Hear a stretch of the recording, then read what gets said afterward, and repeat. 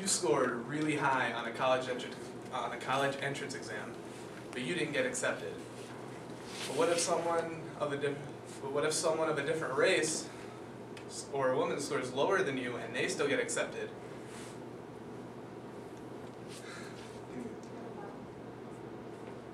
What about if you applied for a job with a higher degree in education, but it was given to someone else, another person of a different race or woman that has a lower degree in education? It used to be that you had to be white to get into any type of post-high school education college. On top of that, you had to be a male. Nowadays, this has been fixed due to affirmative action. Affirmative action allows those of the racial minority and women to have an easier chance of getting into college and to work. Affirmative action, though, should be repealed.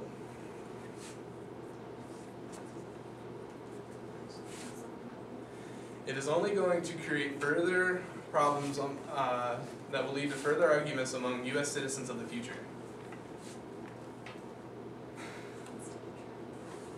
Instead of trying to fix this, we should just all have equal, it should be created equally for everyone.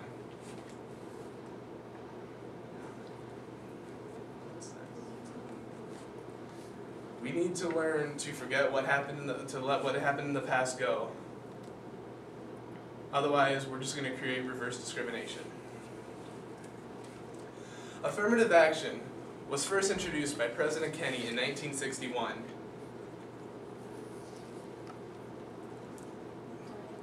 According to infoplease.com, as a method to combat discrimination that was created prior to the civil rights.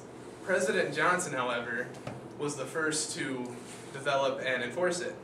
He once said, "This is the next and more profound stage of battle for the civil rights. We seek not just equality as a right and as a theory, but equality as a fact and as a result." This, for a while, did help African Americans, Hispanics, women, and any other person of a non-white race to help get an education and make a life for themselves. But eventually, it turned around and would create a problem when it realized it would make it easier for them to get into college than white people. In history, the Virginia Constitution of 1870 allowed public schools to be available